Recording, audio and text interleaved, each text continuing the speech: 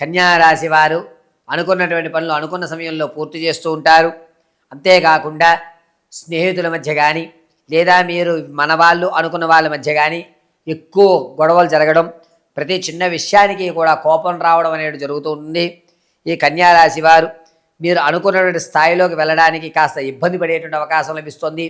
మీ స్నేహితులు కానీ మీ యొక్క బంధువులు కానీ మిమ్మల్ని దూరం పెట్టడం, దీనివల్ల మీరు అనుకున్నటువంటి గోల్స్కి వెళ్ళడానికి కాస్త మానసిక ఇబ్బంది కలగడం అనేది జరుగుతుంది. రాజకీయాల్లో ఉన్న వారికి అంత యోగదాయకంగా లేదు. మీరు జనాల్లో ఆకర్షణ అనేది కొంచెం తగ్గుతూ ఉంటుంది. కావున కొంచెం జాగ్రత్తగా మీరు మాట్లాడేటువంటి ప్రతి మాటని కూడా ఆచి తూచి మాట్లాడుకోవడం మంచిది. విద్యార్థుల జ్ఞాపక శక్తి పెరుగుతుంది. దీనివల్ల ఓవర్ కాన్ఫిడెన్స్ అనేటువంటిది, ఆత్మవిశ్వాసం పెరుగుతుంది. కొంచెం నెగ్లెజెన్సీ అనేటువంటిది ఏర్పడుతుంది. వ్యాపారాలు చేసేటువంటి వారు కార్తీక మాస నవమి తిథులందు వ్యాపారాలు ప్రారంభం చేయండి, అద్భుతంగా కలిసి వస్తుంది. ఈ కన్యారాశి వారు తోళ్ల పరిశ్రమ కానీ మాంసకృతుకు సంబంధించి కానీ పప్పు దినుసులు కానీ అద్భుతంగా వీరికి కలిసి వచ్చేటువంటి సూచన. ఆకస్మికమైన ధనం ఏదైతే ఉందో అది రాదు, దాని మీద అసలు ఆలోచన పెట్టుకోవద్దు. ఇతరులు మిమ్మల్ని లోబర్చుకోవడానికి అధిక ధనం ఇచ్చి మిమ్మల్ని ఇబ్బంది పెట్టేటువంటి అవకాశం లభిస్తోంది.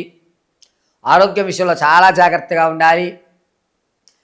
చేతి ఈ మెడ నరాలు, చేతులకు సంబంధించి ఎక్కువ శాతం ప్రమాదం జరిగేటువంటి అవకాశం లభిస్తోంది.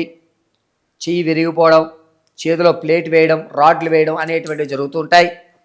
ప్రయాణాలు చేసేటప్పుడు చాలా జాగ్రత్తగా ఉండాలి కన్యారాశి వారు. అంతేకాకుండా ఆడవారి విషయానికి వస్తే సంతానం కోసం ఎవరైతే చూస్తున్నారో వారికి మంచి అవకాశంగా చెప్పచ్చు. ప్రసవానికి ఎవరైతే ఉన్నారో వారు పుత్ర సంతానాన్ని కలిగే అధికారం లభిస్తుంది.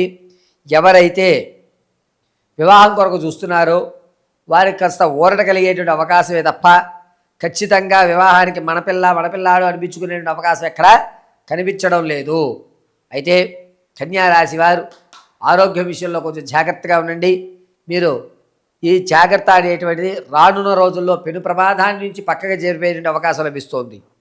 కన్యారాశి వారు నిత్యము కూడా మీ కులదేవతకు నమస్కారం గావించడం, కులదేవత ఆరాధన చేయడం చాలా మంచిది. కులదేవత తెలియనటువంటి వారు మళ్ళీ దేవసేన సుబ్రహ్మణ్యస్వామి ఆరాధన చేయండి, అద్భుతంగా మీకు కలిసి వస్తుంది. ప్రతి నిత్యము కూడా వృత్తాకారంగా సింధూరాన్ని ధరించండి, మళ్ళీ దేవసేనుడు అనుగ్రహం కలుగుతూ ఉంటుంది.